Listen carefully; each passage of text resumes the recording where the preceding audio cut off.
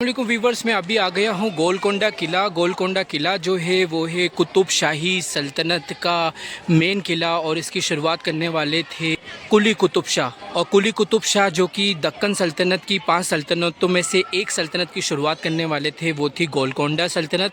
और गोलकोंडा सल्तनत अलग हुई थी बहमनी सल्तनत से। इसी के अलावा इसमें से एक और जो फेमस नाम है वो है मोहम्मद कुली कुतुब शाह का, जिन्होंने हैदराबाद शहर की बुनियाद रखी थी, चार मीनार और मक्का मस्जिद का निर्माण कराया था। और उसके बाद इसके जो आखिरी सुल्तान थे वो थे हसन कुतुब शाह, जिसको औरंगज़ेब आलमगीर ने कैद कर लिया था दौलताबाद के किले में और उनकी मृत्यु वहीं पर हुई थी। और उसी के साथ में उनको दफनाया गया था राजू कत्ताल रहमतुल्लाह अलैह की दरगाह के बिल्कुल करीब खुलदाबाद में, जिनसे वो बहुत निस्बत रखते थे। राजू कत्ताल रहमतुल्लाह अलैह वही हैं जिनके वीडियो बनाई है खुलदाबाद की। और एक और चीज़ ये है कि वो सूफ़ियों के बड़े चाहने वाले थे हसन कुतुब शाह, इसीलिए उनको वहीं पर दफनाया गया था। और राजू कत्ताल रहमतुल्लाह अलैह के जो वालिद थे, जो बेटे थे, जिनका नाम हज़रत गैसुद्दराज बंदा नवाज़ रहमतुल्लाह अलैह थे, बहमनी सल्तनत के जो सुल्तान थे अहमद निज़ाम वली, वो बहुत ज़्यादा निस्बत रखते थे। उन्होंने उन्हें बहमनी सल्तनत के लिए गुलबर्गा बुलाया था और इसलिए उनका वहीं पर मज़ार भी उन्होंने ही तामीर करवाया था। तो बहमनी सल्तनत हो या कुतुब शाही सल्तनत हो या मुग़ल, जब मुग़ल बादशाह आलमगीर ने औरंगज़ेब ने उन्हें कैद किया था तो एक वक्त में वो भी बहुत ज़्यादा कट्टरता की तरफ थे, लेकिन वो भी सूफिया इकराम की बहुत ज़्यादा इज़्ज़त करने लगे। और बहुत देर हो गई थी, अगर वो उस वक्त में सूफिया इकराम के करीब होते तो हिंदुस्तान के अंदर आज भी मुग़ल सल्तनत मौजूद होती और उनके जो आने वाले वंशज थे वो आज भी हुकूमत कर रहे होते। लेकिन एंड टाइम में वो सूफियों के करीब हुए और खुलदाबाद में एक बहुत बड़े बुज़ुर्ग ज़ैनुद्दीन रहमतुल्लाह अलैह, उनसे बहुत ज़्यादा निस्बत हो गई थी। और आपके आखिरी वक्त के अंदर औरंगज़ेब आलमगीर ने यह वसीयत की थी कि मुझे ज़ैनुद्दीन रहमतुल्लाह अलैह के कदमों में ही दफनाना, तो उनका मज़ार भी वहीं है। लिंक इन सभी बुज़ुर्गों की और इन सभी सुल्तानों की इंफॉर्मेशन डिस्क्रिप्शन में लिंक अवेलेबल है, आप वीडियो ज़रूर देखिएगा। एंड अभी आगे की इस बारे में जितना भी इस किले के बारे में मैं बताने वाला हूं, तो बहुत ज़रूरी है कि वीडियो के साथ बने रहें, स्किप ना करें और वीडियो को ज़रूर शेयर कीजिएगा, क्योंकि ये मैं लिंक वाइज वीडियोस बना रहा हूं, सीरीज़ वाइज वीडियोस बना रहा हूं। बहुत सारे लोगों को बहुत ज़्यादा फ़ायदा होने वाला है इस बारे में, स्टूडेंट्स के लिए स्पेशली जो गवर्नमेंट जॉब्स की तैयारी कर रहे हैं। वजह यह है कि हम शब्दों में नहीं इमेजेस में सोचते हैं और मैं सभी किलों और मकबरों पर जाकर उनकी हिस्ट्री बता रहा हूं, तो इमेजेस के ज़रिए उनको हिस्ट्री याद रहेगी। तो आई रिक्वेस्ट यू, इस वीडियो को ज़रूर शेयर कीजिएगा और पूरी वीडियो ज़रूर देखिएगा। गोलकोंडा किले की सबसे ज़्यादा सुंदर बात यह है कि ये किले के शाही महल और जितने भी मेल महल हैं वो सारे बड़े महल नीचे वाले हिस्से में ही हैं। ऊपर की तरफ मैंने दरबार महल का वीडियो बनाया था, वो है दरबार महल, और इसी के साथ में यहाँ ऊपर की तरफ एक मस्जिद बनी हुई है।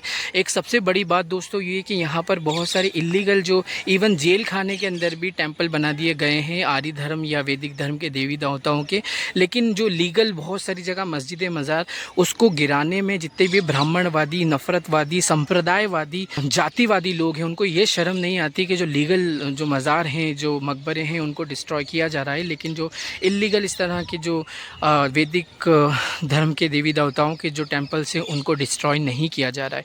तो उसकी वजह यही है कि जो मुस्लिम्स है वो शासन प्रशासन और न्यायपालिका, इस जुडिशरी जिसे कहते हैं, जिसे अदालत कहते हैं, हुकूमत कहते हैं, निज़ामत कहते हैं, उन सब का हिस्सा नहीं बन रहे। अगर वो हुकूमत, निज़ामत, अदालत, सहाफ़त और इन सभी का हिस्सा बनेंगे तो इस तरह का जो भेदभाव है, जो अत्याचार है, जो अन्याय है, वो नहीं होगा। अगर आप, और वो सब उन सभी चीज़ों में कैसे आ सकते हैं? वो आ सकते हैं शिक्षा से, ज्ञान से, एजुकेशन से।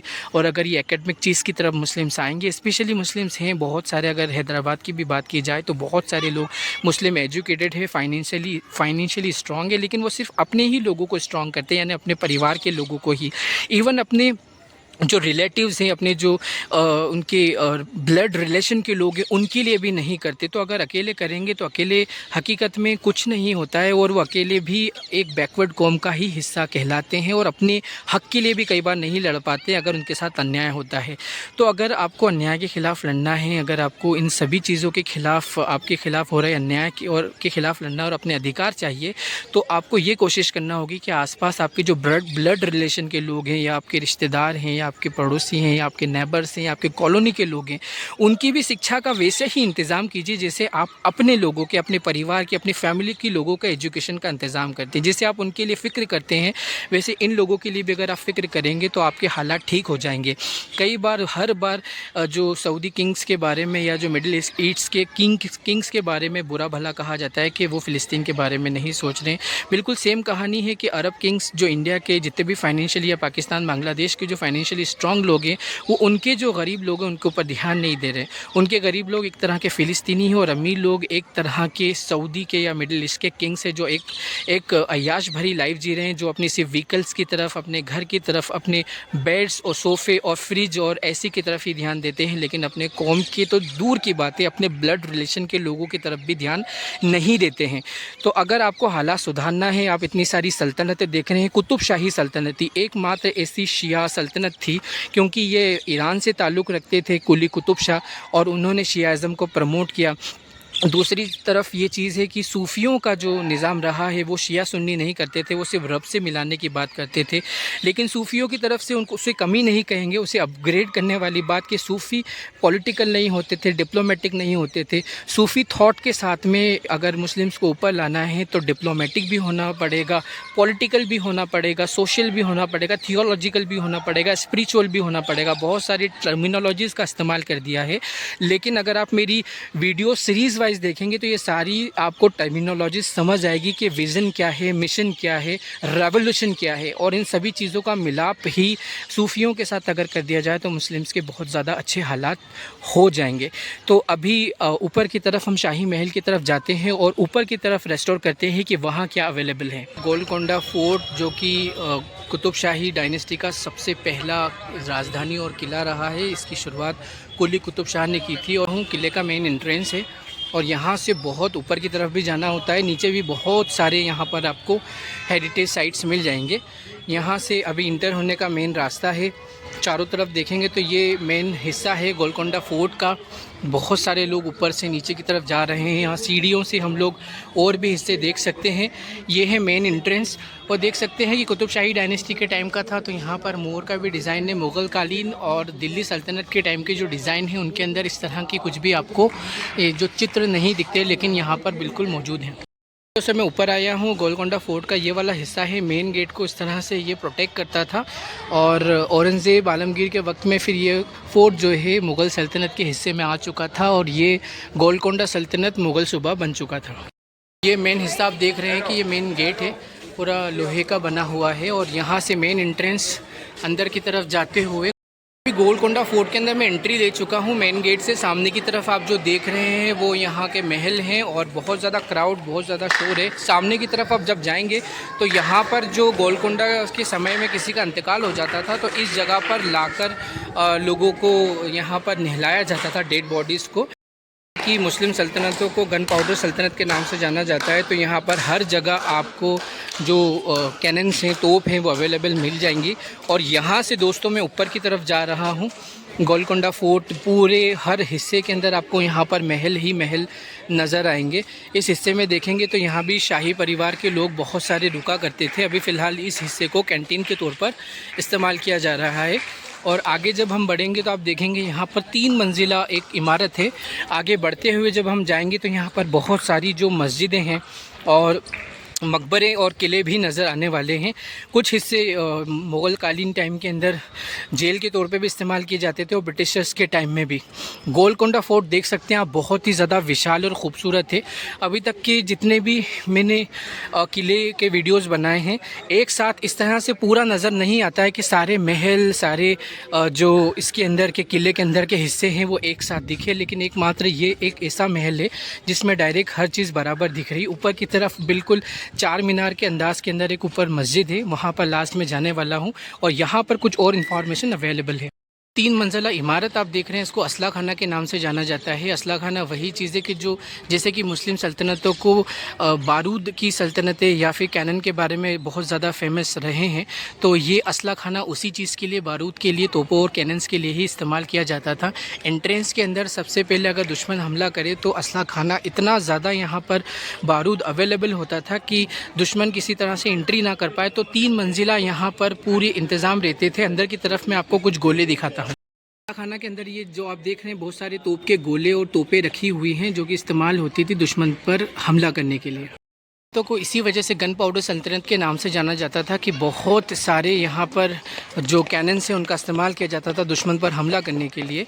और यहाँ से शुरुआत से ही ये इस कुतुब शाही सल्तनत, गोलकोंडा सल्तनत की ये भव्यता और संपन्नता और जो उसकी शक्ति का प्रदर्शन करता है कि कितना ज़्यादा वैभवशाली और शक्तिशाली ये एक वक्त के अंदर स्टेट हुआ करता था, एक राज्य हुआ करता था, एक सल्तनत हुआ करती थी। बहुत ही ज़्यादा यहाँ पर जो क्राउड है, जितना अभी मैंने क्राउड जो कुतुब शाही सल्तनत के टाइम के जितने भी मकबरे हैं वहाँ इतना ज़्यादा क्राउड नहीं था, जो कि वो भी बहुत ही ज़्यादा खूबसूरत प्लेस है। लेकिन यहाँ के क्राउड को देखते हुए ऐसा लग रहा है कि शायद यहाँ और ज़्यादा बहुत कुछ मिलने वाला है, इसी वजह से ज़्यादातर लोग यहाँ पर आ रहे हैं।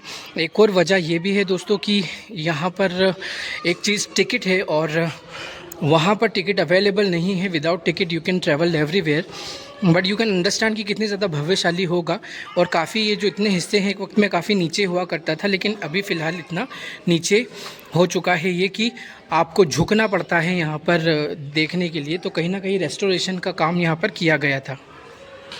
दोस्तों ये जो हिस्सा दिख रहा है ये यकीनन दीवाने आम होगा, क्योंकि जिस तरह से यहाँ पर जो स्टेज वगैरह लगा हुआ है, जो यहाँ के स्थानीय लोग होते हैं उन्हीं के लिए ये इस्तेमाल किया जाता होगा कि उनकी प्रॉब्लम्स को सुना जाए। ये इतना हिस्सा दीवाने आम ही होगा। अभी फ़िलहाल मैं ऊपर की तरफ और बढ़ रहा हूँ। तो नीचे वाले हिस्से पर अभी मैं ऊपर ही नहीं पहुंचा हूं। यहाँ पर बहुत सारे महल होने के साथ साथ जब किले की तरफ देखेंगे तो यहाँ पर आपको एक मस्जिद दिखेगी जिसे तामीरी मस्जिद के नाम से जाना जाता है। अभी किले के नीचे वाले हिस्से में है और ऊपर आप लोग जाते हुए देख रहे होंगे। अभी उस हिस्से पर मैं पहुँचूँगा और ये है तामीरी मस्जिद। गोलकोंडा फोर्ट का जो सबसे निचला महल परिसर है और महल परिसर के बिल्कुल सामने वाले हिस्से में यहाँ पर एक हौज है। हो सकता है कि उस वक्त में वज़ू के लिए इस्तेमाल की जाती हो। सामने ये जो है ये है तामीरी मस्जिद और लगभग 2 जो पिलर्स है उसके ऊपर टिकी हुई है। और जो डिज़ाइन है, जैसे कि हमेशा से मैंने आपको बताया कि मुग़ल कालीन जो सल्तनत रही है उसने गोलकोंडा और जितनी भी दक्कन सल्तनत है उनके ही डिज़ाइन को कॉपी किया था।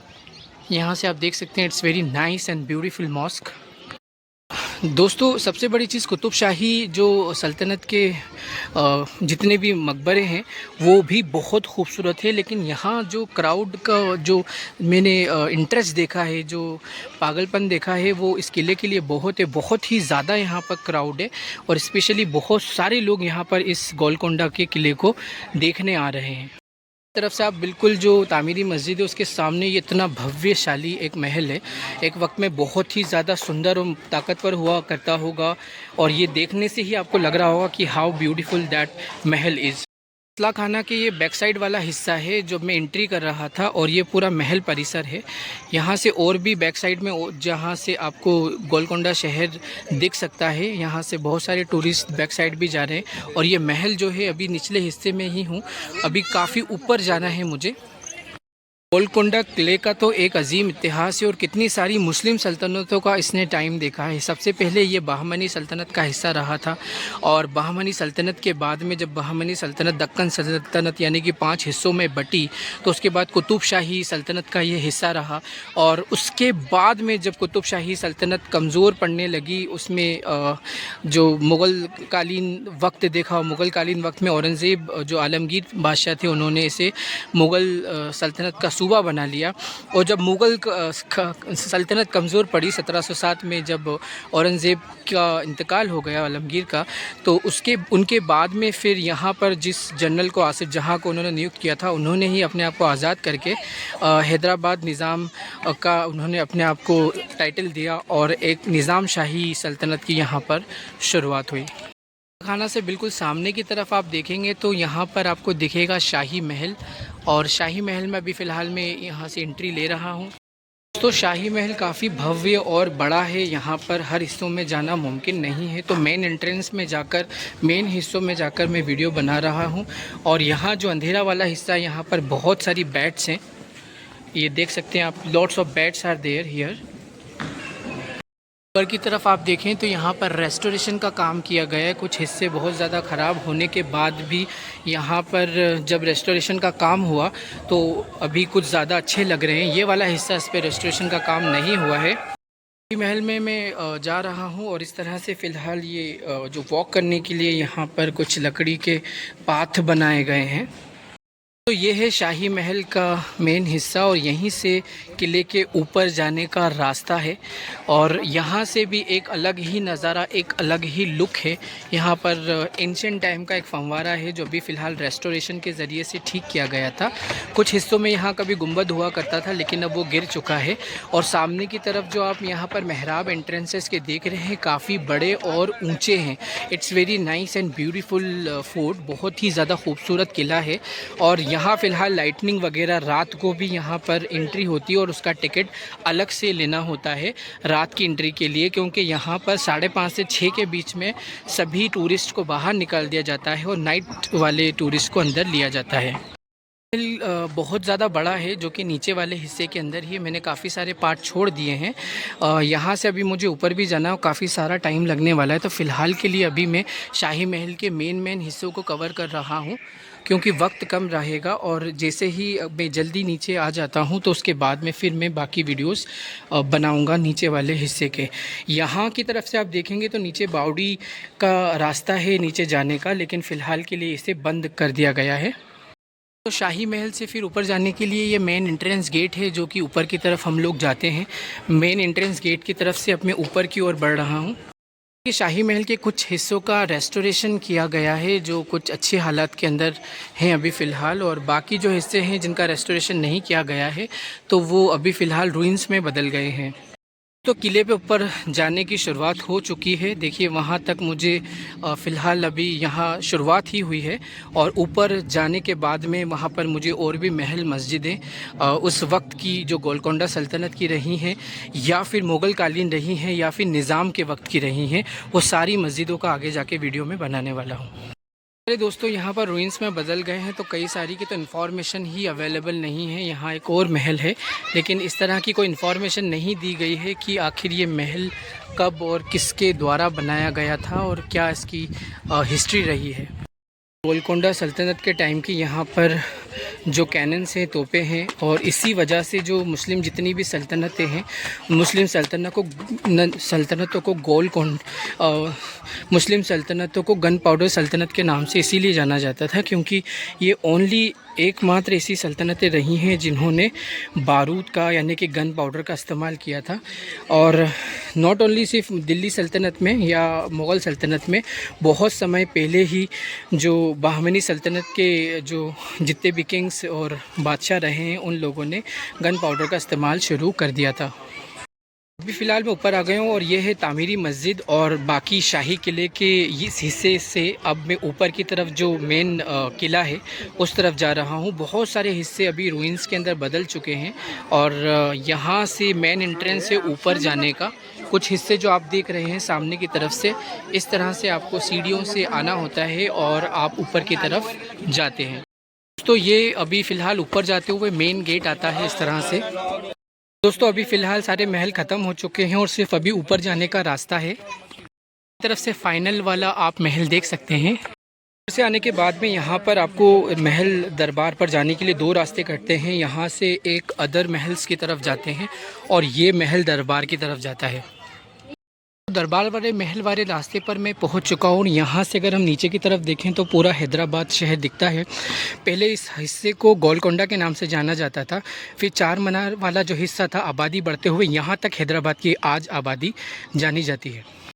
लाल महल की तरफ बढ़ रहा हूँ। नीचे की तरफ एक मस्जिद है और ऊपर जब हम जाते हैं तो यहाँ पर एक इलीगल मंदिर भी है और यहाँ से हम लोग आगे की तरफ जाएंगे तो यहाँ से आपको दरबार महल का रास्ता मिल जाता है। गोलकोंडा फोर्ट पर मैं दरबार महल पर पहुंच चुका हूं। यहां से ऊपर जाने का रास्ता है। के रास्ते से मैं आपको नीचे का बता रहा हूँ कि वो शाही महल है, और शाही महल से आप ऊपर की तरफ देखेंगे तो यहाँ पर ये ऊपर की तरफ दरबार महल है। सीढ़ियों से ऊपर जाते हुए ये लास्ट सीढ़ियाँ हैं दरबार महल के लिए। ऊपर का ये मेन गेट है और यहाँ से मेन सीढ़ियों से हम दरबार महल के लिए जा सकते हैं। ही हम देखें तो यहाँ से हमें हैदराबाद सिटी का एक अलग ही नज़ारा दिखता है, how big that city is. ये एक और रास्ता है ऊपर जाने का। महल में मैं दूसरे रास्ते से ऊपर की तरफ जा रहा हूँ। ये सेकंड रास्ता है ऊपर पहुँचने के लिए। ये है गोलकोंडा किले का दरबार महल, जो कि टॉप प्लेस के ऊपर है। गोलकोंडा किले का सबसे टॉप प्लेस यही है, दरबार महल। और यहाँ से पूरा हैदराबाद का नज़ारा होने के साथ साथ, हैदराबाद सिटी देखने के साथ साथ दोस्तों, हमें जो यहाँ के मकबरे हैं जो मैंने आपको दिखाए थे, वो मकबरे भी आप देख सकते हैं। दरबार महल पर मैं ऊपर वाले साइड पर हूँ। दरबार महल से अगर हम नीचे की तरफ देखें तो यहाँ से आप देख सकते हैं कि ये टॉप प्लेस है। वो एंट्री मैंने उस जगह से सामने से की थी, और यहाँ पर आप पूरा दरबार महल से शाही महल यहाँ से नज़र आ रहा है। और शाही महल नज़र आने के साथ साथ आपको अगर यहाँ से दिखाऊँ तो यहाँ से हमें नीचे जाने का दरबार महल से रास्ता है। महल से ही दोस्तों अगर हमें टॉप प्लेस से देखना हो तो हैदराबाद शहर का दूसरा नज़ारा भी हमें यहाँ से दिख जाता है। दोस्तों दरबार महल से अगर डायरेक्ट हम यहाँ का नज़ारा देखें तो यहाँ से हैदराबाद का दूसरा हिस्सा यहाँ से हमें दिखता है, जो कि निज़ाम सागर भी यहाँ पर हमें तालाब दिख जाता है। दरबार महल से दोस्तों मैं नीचे की तरफ यहाँ से अब जा रहा हूँ। महल का सेकंड फ्लोर है और यहाँ से फिर हम नीचे की तरफ चले जाते हैं। दोस्तों यहाँ पर शाही महल के बाद में यहाँ पर एक जामा मस्जिद है, जहाँ का रास्ता अभी फ़िलहाल बंद किया गया है। अंदर यहाँ पर एंट्री नहीं ले सकते, लेकिन ये टॉप फ्लोर के ऊपर ये मस्जिद मौजूद है। जैसे ही दोस्तों हम नीचे की तरफ आते हैं तो यहाँ पर हमें एक मस्जिद मिलती है, और नीचे की तरफ अब मैं वापस जाने वाला हूँ। और ये शाही महल और इसके अलावा दूसरी जो मस्जिदें हैं वो सामने की तरफ से आप गोलकोंडा किले से देख सकते हैं। मैंने आपको दो रास्ते बताए थे, तो एक रास्ता दरबार महल की तरफ जाता है और दूसरा रास्ता जो है यहाँ पर मस्जिद की तरफ जाता है। इससे अगला रास्ता है नीचे की तरफ जाने का, तो ये नेक्स्ट रास्ते से हम नीचे की तरफ जाएंगे। ये वाला जो आप हिस्सा देख रहे हैं, ये जो आखिरी कुतुब शाही सुल्तान थे उस वक्त के अंदर, जिन्हें तानाशाह के नाम से जाना जाता था, जिनका नाम हसन कुतुब शाह था, उन्होंने इसे जेल के तौर पे इस प्रेमिसेस का इस्तेमाल किया था। ये बिल्कुल जामा मस्जिद जो ऊपर की मस्जिद और जो महल है, उस महल के बिल्कुल नीचे वाले हिस्से में ये जेल खाना पड़ता है। प्रेमिसेस एक जेल की तरह इस्तेमाल किया जाता था दोस्तों, और स्पेशली जो आखिरी कुतुब शाही सुल्तान थे उनके वक्त में इसे इस्तेमाल किया जाता था। खाने और जामा मस्जिद और दरबार हॉल के बाद यहाँ से मैं दूसरे रास्ते से नीचे की तरफ जा रहा हूँ। महल से हम नीचे की तरफ आते हैं तो सामने की तरफ हमें एक बावड़ी नज़र आती है, और ये बावड़ी आज भी इसमें पानी मौजूद है, लेकिन इसका रखरखाव ना होने की वजह से पूरी गंदगी यहाँ पर अवेलेबल है।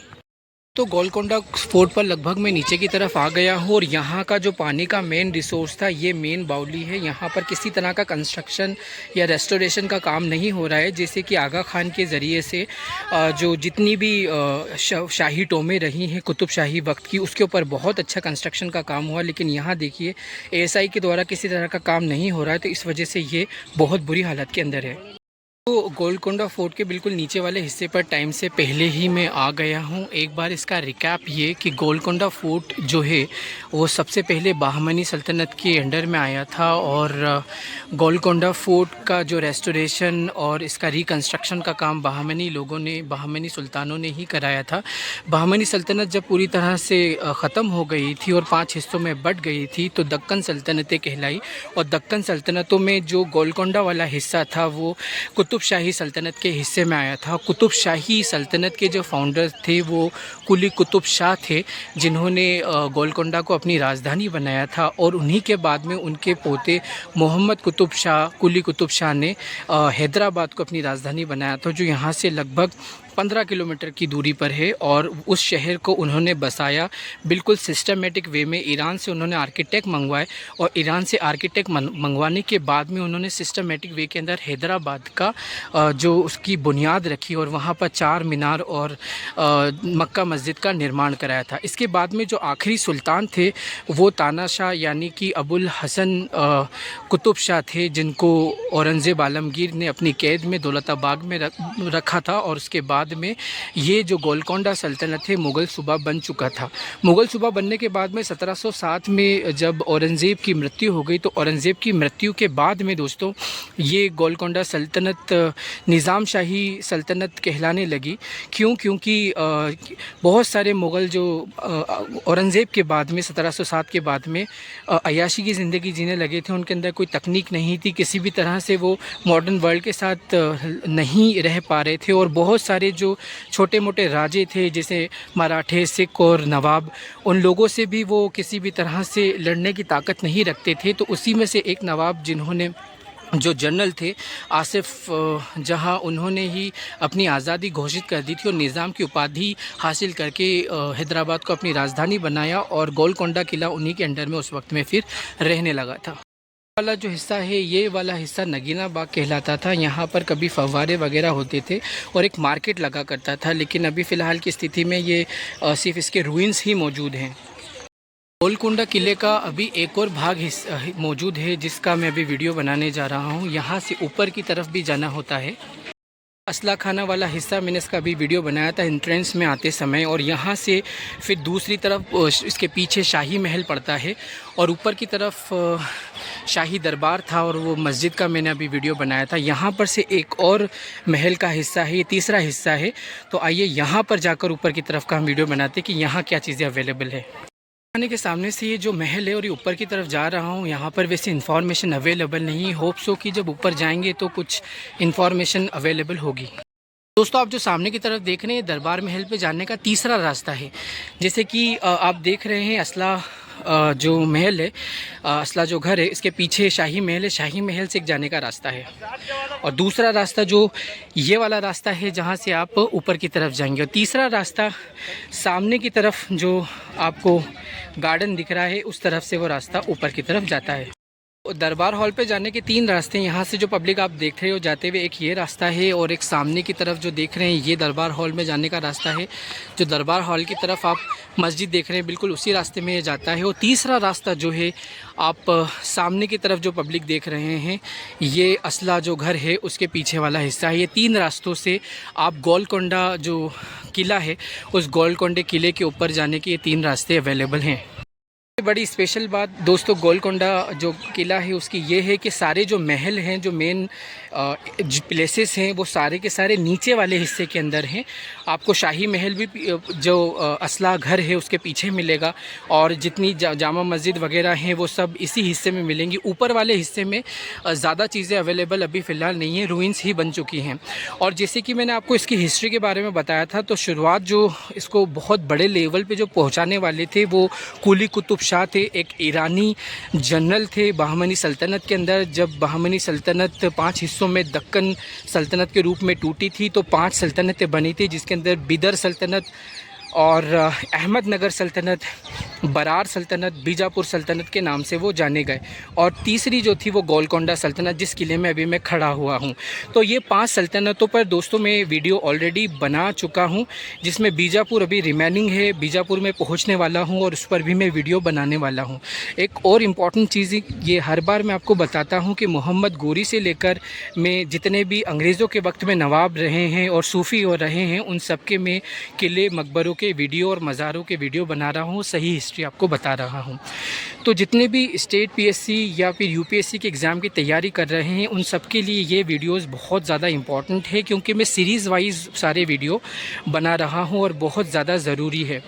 सबसे ज़्यादा स्टार्ट जो मैंने किया है, मोहम्मद गोरी के जो जनरल थे हिंदुस्तान में, वो दिल्ली सल्तनत के हों या बंगाल सल्तनत के हों या फिर इसके अलावा जो अफ़गान के अंदर और भी जनरल्स रहे हैं, अफ़गानिस्तान या पेशावर के अंदर जो उनके जनरल्स रहे हैं, वहाँ दूसरे देश के तो अभी वीडियो नहीं बन सकते, लेकिन हिंदुस्तान में उनके 3 जनरल रहे थे। और उसके बाद दिल्ली सल्तनत पूरे हिंदुस्तान में जब हो चुकी थी अलाउद्दीन खिलजी के टाइम में, तो मोहम्मद बिन तुगलक के वक्त के अंदर दिल्ली सल्तनत कई हिस्सों में बट गई थी, जिसमें विजयनगर साम्राज्य, विजयनगर सल्तनत, बहमनी सल्तनत, गुजरात सल्तनत, मालवा सल्तनत, ऐसी बंगाल सल्तनत, ऐसी कई सारी सल्तनतों के अंदर दिल्ली सल्तनत टूट चुकी थी। और उन सब की सीरीज़ वाइज मैंने वीडियोस बनाई हैं जो कि डिस्क्रिप्शन के अंदर अवेलेबल है, वो वीडियो आप ज़रूर देखिएगा। और मैंने सूफिया इकराम उस वक्त में जो रहे हैं उन सब को रिलेट करते हुए वीडियो बनाए हैं, और बहुत ही ज़्यादा इन्फॉर्मेटिव वीडियो हैं, बहुत ज़्यादा स्टूडेंट को फ़ायदेमंद रहेंगे, क्योंकि जो हेरिटेज है, जो धरोहर है, उसके साथ हिस्ट्री बताना और रियल हिस्ट्री बताना, तो उनको हिस्ट्री बहुत अच्छे से याद रहेगी। तो ये आपके लिए बहुत ही ज़्यादा इम्पॉर्टेंट है कि आप ऐसे बच्चों को ये ज़रूर शेयर करें जो उनके लिए बहुत ही ज़्यादा हेल्पफुल रहेगा सही हिस्ट्री को जानना सुल्तान और सूफियों की।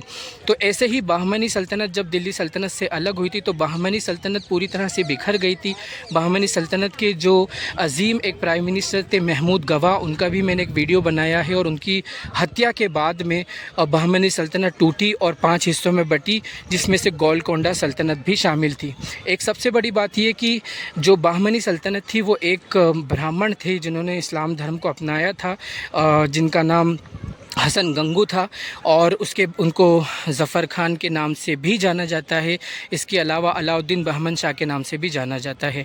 ऐसे ही जब बहमनी सल्तनत टूटी तो बहमनी सल्तनत में से जो 3 सल्तनतें थी, वो 3 सल्तनतें ब्राह्मण जो कुल है उसी से ताल्लुक़ रखती थी। अहमदनगर के जो अहमद निज़ाम शाह थे वो एक ब्राह्मण थे। इसी के अलावा जो बरार सल्तनत के शासक थे जिन्होंने बरार सल्तनत बहमनी सल्तनत से अलग होकर बनाई थी, वो भी एक ब्राह्मण कुल से ही थे, जिनका नाम इमादुल मुल्क था, और उन्होंने इमाद शाही सल्तनत की शुरुआत की थी बरार में। वो वीडियो मैं बना चुका हूँ, डिस्क्रिप्शन में लिंक है, वो ज़रूर देखिएगा।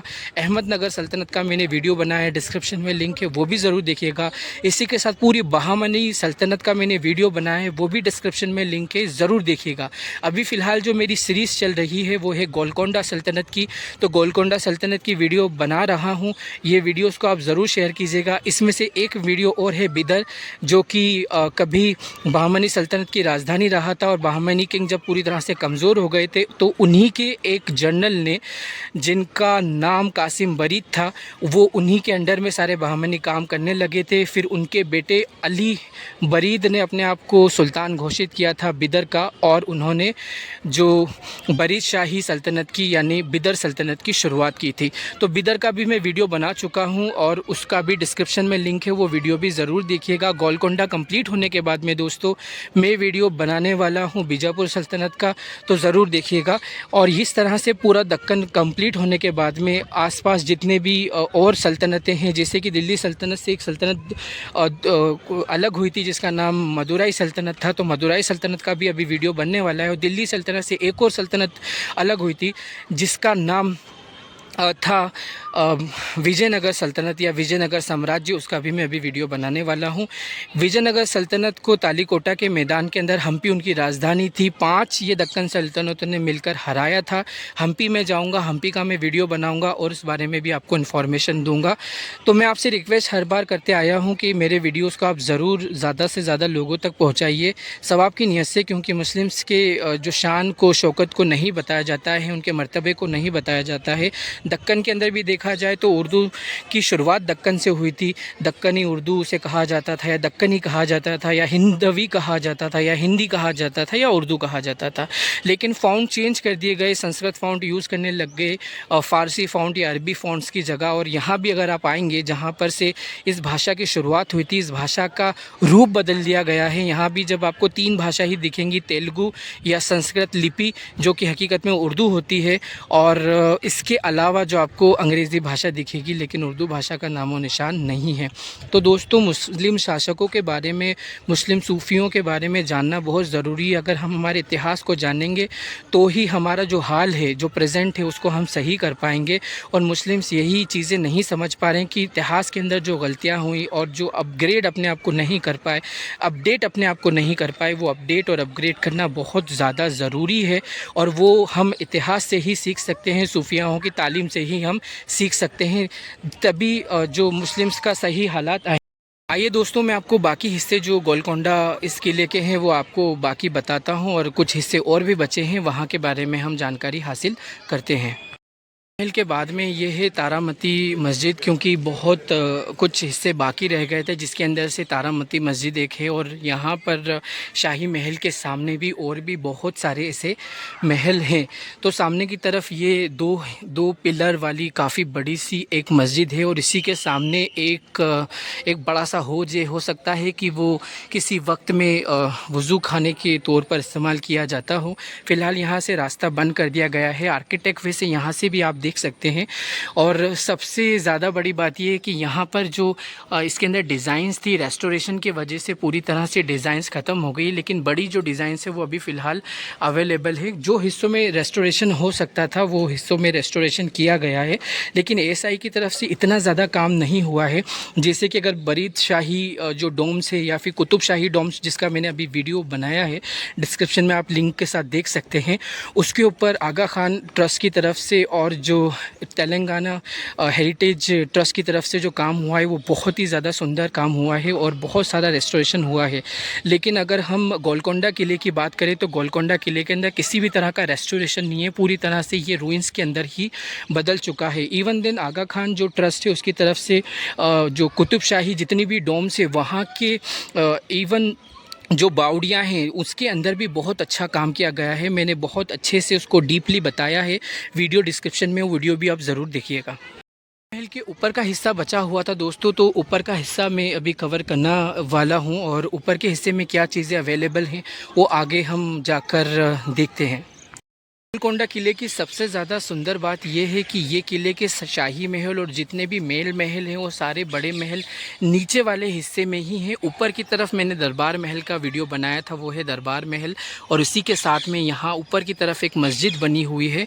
एक सबसे बड़ी बात दोस्तों ये है कि यहाँ पर बहुत सारे इलीगल जो इवन जेल खाने के अंदर भी टेम्पल बना दिए गए हैं आर्य धर्म या वैदिक धर्म के देवी देवताओं के, लेकिन जो लीगल बहुत सारी जगह मस्जिद मज़ार उसको गिराने में जितने भी ब्राह्मण वादी, नफरतवादी, संप्रदायवादी और इसी के साथ में जो जातिवादी लोग हैं उनको ये शर्म नहीं आती कि जो लीगल जो मज़ार हैं, जो मकबरे हैं, उनको डिस्ट्रॉय किया जा रहा है, लेकिन जो इलीगल इस तरह के जो वैदिक धर्म के देवी देवताओं के जो टेम्पल्स हैं उनको डिस्ट्रॉय नहीं किया जा रहा है। तो उसकी वजह यही है कि जो मुस्लिम्स है वो शासन प्रशासन और न्यायपालिका, इस जुडिशरी जिसे कहते हैं, जिसे अदालत कहते हैं, हुकूमत कहते हैं, निज़ामत कहते हैं, उन सब का हिस्सा नहीं बन रहे। अगर वो हुकूमत, निज़ामत, अदालत, सहाफ़त और इन सभी का हिस्सा बनेंगे तो इस तरह का जो भेदभाव है, जो अत्याचार है, जो अन्याय है वो नहीं होगा। अगर आप और वो सब उन सभी चीज़ों में कैसे आ सकते हैं? वो आ सकते हैं शिक्षा से, ज्ञान से, एजुकेशन से। और अगर ये एकेडमिक चीज़ की तरफ मुस्लिम्स आएंगे, स्पेशली मुस्लिम्स हैं बहुत सारे, अगर हैदराबाद की भी बात की जाए तो बहुत सारे लोग मुस्लिम एजुकेटेड है, फाइनेंशियली स्ट्रॉन्ग है, लेकिन वो सिर्फ अपने ही लोगों को स्ट्रॉन्ग करते हैं, यानी अपने परिवार के लोगों को ही। इवन अपने जो रिलेटिव्स हैं, अपने जो उनके ब्लड रिलेशन के लोग हैं उनके लिए भी नहीं करते। तो अगर अकेले करेंगे तो अकेले हकीकत में कुछ नहीं होता है और वो अकेले भी एक बैकवर्ड कौम का ही हिस्सा कहलाते हैं और अपने हक के लिए भी कई बार नहीं लड़ पाते अगर उनके साथ अन्याय होता है। तो अगर आपको अन्याय के ख़िलाफ़ लड़ना है, अगर आपको इन सभी चीज़ों के ख़िलाफ़, आपके ख़िलाफ़ हो रहे अन्याय के ख़िलाफ़ लड़ना और अपने अधिकार चाहिए, तो आपको ये कोशिश करना होगी कि आसपास आपके जो ब्लड रिलेशन के लोग हैं या आपके रिश्तेदार हैं या आपके पड़ोसी हैं या आपके नेबर्स हैं या आपके कॉलोनी के लोग हैं, उनकी भी शिक्षा का वैसे ही इंतज़ाम कीजिए जैसे आप अपने लोगों के, अपने परिवार के, अपनी फैमिली के लोगों का एजुकेशन का इंतज़ाम करते हैं। जैसे आप उनके लिए फ़िक्र करते हैं वैसे इन लोगों के लिए भी अगर आप फ़िक्र करेंगे तो आपके हालात ठीक हो जाएंगे। कई बार, हर बार जो सऊदी किंग्स के बारे में या जो मिडिल ईस्ट के किंग्स के बारे में बुरा भला कहा जाता है कि वो फ़िलिस्तीन के बारे में नहीं सोच रहे। बिल्कुल सेम कहानी है कि अरब किंग्स जो इंडिया के जितने भी फाइनेंशियली या पाकिस्तान, बांग्लादेश के जो फाइनेंशियली स्ट्रॉन्ग लोग हैं वो उनके जो गरीब लोग हैं उनके ऊपर ध्यान नहीं दे रहे। उनके गरीब लोग एक तरह के फ़िलिस्तीनी हैं और अमीर लोग एक तरह के सऊदी के या मिडिल ईस्ट के किंग्स हैं जो एक अय्याश भरी लाइफ जी रहे हैं, जो अपनी सिर्फ व्हीकल्स की तरफ, अपने घर की तरफ, अपने बेड्स और सोफ़े और फ्रिज और ऐसी की तरफ ही ध्यान देते हैं, लेकिन अपने कौम के तो दूर की बात है, अपने ब्लड रिलेशन के लोगों की तरफ भी ध्यान नहीं देते हैं। तो अगर आपको हालात सुधारना है, आप इतनी सारी सल्तनतें देख रहे हैं, कुतुब शाही सल्तनत थी, एकमात्र ऐसी शिया सल्तनत थी, क्योंकि ये ईरान से ताल्लुक़ रखते थे, कुली कुतुब शाह, और उन्होंने शियाज़म को प्रमोट किया। दूसरी तरफ ये चीज़ है कि सूफ़ियों का जो निज़ाम रहा है वो शिया सुन्नी नहीं करते थे, वो सिर्फ रब से मिलाने की बात करते थे। लेकिन सूफ़ियों की तरफ से उनको उसे कमी नहीं कहेंगे, उसे अपग्रेड करने वाली बात कि सूफ़ी पॉलिटिकल नहीं होते थे, डिप्लोमेटिक नहीं होते थे। सूफ़ी थॉट के साथ में अगर मुस्लिम्स को ऊपर लाना है तो डिप्लोमेटिक भी होना पड़ेगा, पॉलिटिकल भी होना पड़ेगा, सोशल भी होना पड़ेगा, थियोलॉजिकल भी होना पड़ेगा, स्पिरिचुअल भी होना पड़ेगा। बहुत सारी टर्मिनोलॉजीज़ का इस्तेमाल कर दिया है। लेकिन अगर आप मेरी वीडियो सीरीज़ वाइज देखेंगे तो ये सारी आपको टर्मिनोलॉजी समझ आएगी कि विज़न क्या है, मिशन क्या है, रेवोल्यूशन क्या है। और इन सभी चीज़ों का मिलाप ही सूफियों के साथ अगर कर दिया जाए तो मुस्लिम्स के बहुत ज़्यादा अच्छे हालात हो जाएंगे। तो अभी ऊपर की तरफ हम शाही महल की तरफ जाते हैं और ऊपर की तरफ रेस्टोर करते हैं कि वहाँ क्या अवेलेबल है। शाही महल का हिस्सा जो कुछ हिस्से रेस्टोर किए गए हैं और काफ़ी सुंदर हैं, और यही पूरा डिज़ाइन मुग़ल कालीन आगे जाके बना था। जितनी भी दक्कन सल्तनतें हैं उन सभी दक्कन सल्तनतों का एक निचोड़ है मुग़ल सल्तनत। और मुग़लों के अंदर अकबर बादशाह और औरंगज़ेब ने सारी सल्तनतों को तबाह करने के बाद में एक रास्ता खोल दिया था छोटे मोटे जो राजे महाराजे हैं उनके लिए। वो पूरी तरह से फिर हिंदुस्तान जो है अंग्रेज़ों के अंडर में आ चुका था। देखते हैं कि रेस्टोरेशन यहाँ का हुआ है, और रेस्टोरेशन करने के बाद में जो डिज़ाइन वैसी ही खूबसूरत और सुंदर दिख रही है। ये है शाही महल, और बहुत ही ज़्यादा सुंदर और ख़ूबसूरत शाही महल है गोलकोंडा सल्तनत का। सबसे पहले गोलकोंडा सल्तनत के जो सुल्तान थे वो कुली कुतुब शाह थे, और आखिरी सल्तनत के जो सुल्तान थे वो हसन कुतुब शाह थे, जिनको तानाशाह के नाम से जाना जाता है। तानाशाह का मतलब आर्ट को चाहने वाला, वो वाला डिक्टेटर वाला तानाशाह वो नहीं थे। आगे की तरफ और भी कुछ हिस्से हैं, उस हिस्से पे जाके मैं वीडियो बनाता हूँ और उसके बाद हम इस व्लॉग को मुकम्मल करेंगे इंशाल्लाह। में ऊपर जाने का भी रास्ता अवेलेबल है। यहाँ से मैं अगर जाऊँ तो यहाँ मुझे सीढ़ियाँ मिल जाएंगी, और सीढ़ियों से हम लोग ऊपर की तरफ शाही महल पर जा सकते हैं। आई होप कि ये वाला जो साइड है वो शायद सीढ़ियाँ होंगी, और I think I might be right. लेकिन जाने का रास्ता भी अवेलेबल है। यहाँ से मैं थोड़ा कंफ्यूज हो गया था, अगर हम सीधे चले जाएं तो काफ़ी अंधेरा था। यहाँ से हम ऊपर की तरफ भी जा सकते हैं। तो अभी मैं ऊपर की तरफ जा रहा हूँ, और दूसरा भी रास्ता था वो ठीक नहीं था, तो इसलिए मैंने उसे अवॉइड कर दिया। तो शाही महल का दूसरा एक और हिस्सा है, और वो आपको एक फंवारा दिख रहा है। लेकिन अभी मैं यहाँ से ऊपर की तरफ जाता हूँ जो दूसरा रास्ता अवेलेबल है, और ये शाही महल का हिस्सा है। यहाँ से मैं ऊपर की तरफ जा रहा हूँ। दोस्तों अभी ये असर का टाइम हो रहा है, असर की अजान हो रही है, और गोलकोंडा किले के शाही महल के ऊपर हूँ। सामने की तरफ जो है वो बारूद का जो असला खाना है, वो असला खाना यहाँ पर मौजूद है। असर की अजान हो रही है, और सामने की तरफ पूरा गोलकोंडा जो सल्तनत का किला है वो आप देख सकते हैं। शाही महल के ऊपर चढ़कर आ चुका हूं, और दोबारा से एक रिकैप ऊपर की तरफ जो है वो है दरबार, स्पेशली जो दरबार हॉल है, और वहाँ पर हर तरह के जो इश्यूज़ होते थे सल्तनत के उस बारे में डिस्कशन किया जाता था। नीचे की तरफ एक मस्जिद का निर्माण है, और फिर जो यहाँ पर जो शाही महल है और ये जो असला खाना है इसके बीच में एक ख़ूबसूरत सी मस्जिद का निर्माण किया गया था। ज़्यादा तादाद होने पर यहीं पर ही नमाज अदा की जाती थी। और ये सामने की तरफ जो देख रहे हैं आपको, ये यकीनन एक वज़ू खाना था जिसको वज़ू के लिए इस्तेमाल किया जाता था। तो दोस्तों अभी मैं इस व्लॉग को मुकम्मल करने वाला हूँ। होप सो कि आपको ये सारी इन्फॉर्मेशन और ये वीडियो बहुत ज़्यादा अच्छी लगी होगी। और इस व्लॉग में एक छोटा सा हिस्सा और है जो शाही महल के आगे का हिस्सा मैं अभी मुकम्मल करने वाला हूँ। शाही महल 2 हिस्सों में बटा हुआ है, और जैसे कि हैदराबाद तो बहुत ही ज़्यादा फेमस है, यहाँ पर मुस्लिम्स की काफ़ी सारी तादाद है। 2 हिस्से में बटने के बाद में एक हिस्सा आप जो ये देख रहे हैं नीचे की तरफ से, यहाँ से शाही महल के दूसरी तरफ आप जा सकते हैं, और मैं इसके एक सेकंड वाले हिस्से पर खड़ा हुआ हूँ। यहाँ से जब हम वॉक करके जाएंगे तो अगली तरफ एक और महल का हिस्सा है, अभी मैं वहाँ का भी वीडियो बनाने वाला हूँ।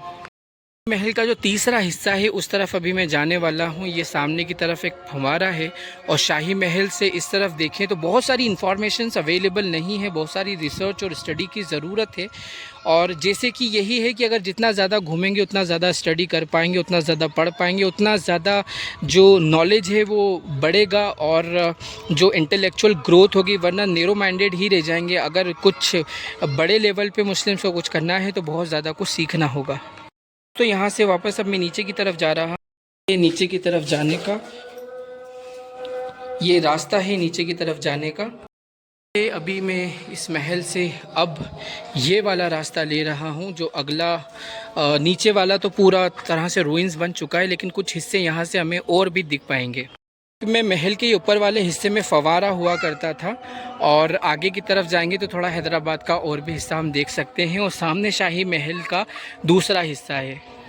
तो ये आप देख सकते हैं कि यहाँ से ये किले का पूरा दीवार है मेन, और बहुत सारे हिस्से यहाँ से ख़त्म हो चुके हैं। और यहाँ से अगर हम आगे की तरफ देखें तो हैदराबाद के दूसरे हिस्से को आप अलग ही देख पाएंगे। तो ये जो किले का बैक साइड वाला हिस्सा है और यहाँ से अगर देखें तो आप बहुत सारी ऑटो वगैरह यहाँ पर किले के यहाँ पर खड़ी हुई हैं। बैक साइड का हिस्सा है, ये किले का फाइनल हिस्सा है। यहाँ से आप पूरा नज़ारा किले का देख सकते हैं। अगर मैं आपको यहाँ से भी दिखाऊं तो कुछ इस तरह से किले का नज़ारा होता है। इतनी मैं कम से कम 6ठी मंजिल पर अभी भी खड़ा हुआ हूँ। इतनी ऊंचाई पर ये किला और जो नीचे वाला हिस्सा है वो भी इतनी ज़्यादा ऊपर है और यहाँ से पूरा आपको नज़ारा दिख रहा है इस किले का। तो ये अब व्लॉग को मुकम्मल करने का समय। यहाँ से मैं लास्ट वाला जो ये वाला हिस्सा देख रहे हैं, यहाँ से पूरा किला ख़त्म हो जाता है और किले के बिल्कुल लास्ट पॉइंट पर, मैं शुरुआती पॉइंट भी कह सकते हैं, वहाँ से भी बिल्कुल जाने का नीचे की तरफ रास्ता है।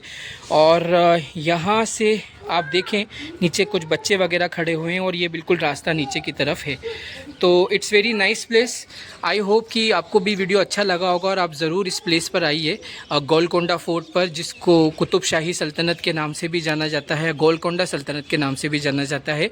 कभी बहमनी सल्तनत के अंडर में हुआ करता था, फिर मुग़ल सल्तनत के अंडर में आया और उसके बाद में फिर ये ब्रिटिशर्स के अंडर में जाने से पहले ही निज़ाम शाही अंडर में आ गया था, जो कि सिर्फ़ और सिर्फ मुग़ल सल्तनत के एक जनरल हुआ करते थे जिन्होंने ख़ुद को आज़ाद घोषित करके निज़ाम का टाइटल हासिल किया था। तो ये व्लॉग अभी और थोड़ा कुछ बचा हुआ है, आगे नीचे जाकर देखते हैं कि महल के अंदर आगे और क्या बचा है। दोस्तों ये नीचे वाले रास्ते से मैं जा रहा हूँ। मंजिल है इस किले की और यहाँ से मैं अभी एक और नीचे की तरफ जा रहा हूँ। नीचे वाले हिस्से में जो मैं आपको दिखा रहा था, और ये वाला जो पॉइंट है ये है अस्तबल। यहाँ पर जो बहमनी सल्तनत और इसके अलावा कुतुब शाही सल्तनत के जितने भी अस्तबल के घोड़े होते थे यहीं पर ट्रेंड होते थे और यहीं पर उन सबको रखा जाता था। तो अभी इसी महल के ऊपर वाले हिस्से पर मैं खड़ा हुआ था और यहाँ से अब मैं नीचे की तरफ जा रहा हूँ। फाइनली ये आखिरी जो साइट था और यहाँ से हम आउट हो सकते हैं, लेकिन मैं दोबारा से उसी रास्ते से जाऊँगा। और अस्तबल का आप देख सकते हैं कि कितना ज़्यादा बड़ा गेट है और कितना ज़्यादा ये साइज़ से आप अंदाज़ा लगा सकते हैं कि कितना ज़्यादा। लेकिन इसी के साथ आप देखिए कि हर तरफ से उसकी चौड़ाई भी बहुत ज़्यादा है। अस्तबल की चौड़ाई भी बहुत ज़्यादा है, बहुत दूर तक फैला हुआ है ये अस्तबल। आगे की तरफ और बढ़ते हैं तो ये किला लगभग 2 रास्ते हैं एग्ज़िट होने के, लेकिन मैं वापस से मेन जो रास्ता है उसी से एग्ज़िट करूँगा। और आई होप कि ये सारी इन्फॉर्मेशन आपको अच्छी लग रही होगी और वीडियोस भी। तो इन वीडियोस को आप दोस्तों ज़रूर शेयर कीजिएगा, ये बहुत ज़्यादा आप के काम आने वाली है अगर आप किसी भी तरह की गवर्नमेंट जॉब्स के लिए तैयारी कर रहे हैं। क्योंकि सबसे बड़ी बात ये होती है गवर्नमेंट जॉब्स में कि वो हिस्टोरिकल चीज़ें, कॉन्सेप्ट याद नहीं होते, लेकिन अगर हम हिस्टोरिकल प्लेस के साथ देखते हैं, क्योंकि हमारी जो मेमोरी होती है वो वर्ड्स के अंदर याद नहीं करती, पिक्चर्स में करती है। तो इन पिक्चर्स के ज़रिए से आपको ये सारी बातें बहुत अच्छे से याद रह जाएंगी और आप चीज़ों को भूलेंगे नहीं। तो that is much more important. Problem ये हो गई दोस्तों कि सामने से एंट्री एग्ज़िट नहीं है, तो मुझे दोबारा से ऊपर जाना होगा और ऊपर से फिर मुझे आउट होना होगा। ऊपर आ चुका हूँ और यहाँ से फिर मुझे नीचे की तरफ जाना होगा। तो that is the way to go out. तो बस ये एग्ज़िट टाइम है और यहाँ से मैं डायरेक्ट इंटर किया था और ये दैट इज़ द वे, यहाँ से बिल्कुल हम आउट हो जाएंगे। तो ये वही शाही महल वाला हिस्सा है जहाँ से मैं इंटर हुआ था और यहीं से अभी मैं एग्ज़िट होने वाला हूँ। ये सीढ़ियाँ थी और यहीं से इंटर होने के बाद में एग्ज़िट भी इसी जगह से है, दूसरा कोई रास्ता नहीं है। तो यहीं से हमें एग्ज़िट होना होता है और सामने की तरफ असला खाना और ये शाही महल और इसी के साथ में जो आपको ये मस्जिद दिख जाती है और यहाँ से हम लोग फिर आउट हो सकते हैं। जाने के 3 रास्ते हैं, पहला वाला ये है और दूसरा वाला सामने की तरफ अगर मैं गेट ऊपर करूं तो ये आपको जो दिख रहा है ये दूसरा रास्ता है ऊपर जाने के लिए। दोस्तों हैदराबाद का सबसे ज़्यादा जो टूरिस्ट अट्रैक्शन का प्लेस है वो गोलकोंडा फोर्ट ही है, क्योंकि बिदरशाही जो कुतुब शाही टोम्स है वो बहुत सुंदर जगह है, लेकिन इतना ज़्यादा क्राउड मैंने वहाँ पर नहीं देखा। सबसे ज़्यादा जो क्राउड है वो इसी जगह पर है। अभी जब मैं इंटर किया था तब भी इतना ही क्राउड था और यहाँ से जब मैं एग्ज़िट कर रहा हूँ तब भी यही क्राउड का जो लेवल है इतना ही है। फाइनली मैं नीचे आ गया हूँ मुकम्मल तौर से। अभी लगभग 5 बज रहा है। मुझे उम्मीद नहीं थी कि मैं इतनी जल्दी पूरा व्लॉग ऊपर से नीचे तक इतने बड़े फोर्ट का कर लूँगा, लेकिन ये व्लॉग लगभग पूरा कंप्लीट हो गया है। अभी जहाँ से मैंने शुरू किया था ये वही असला घर है जहाँ मैंने आपको यहाँ पर असला के गोले वगैरह दिखाए थे, तोप वगैरह दिखाए थे और ये फाइनल एंट्रेंस है जहाँ से मैंने एंट्री की थी। तो व्लॉग बिल्कुल लगभग कंप्लीट। आई होप ये आपको बहुत ज़्यादा पसंद आया होगा। As I tell you in my all videos that I am travelling all over India just to tell you the real history of India and all Sufia and Sultans. So just I request you, just please like, share and subscribe my channel. Thank you for watching. Keep smiling. Allah Hafiz. Assalamu alaikum wa rahmatullahi wa barakatuh.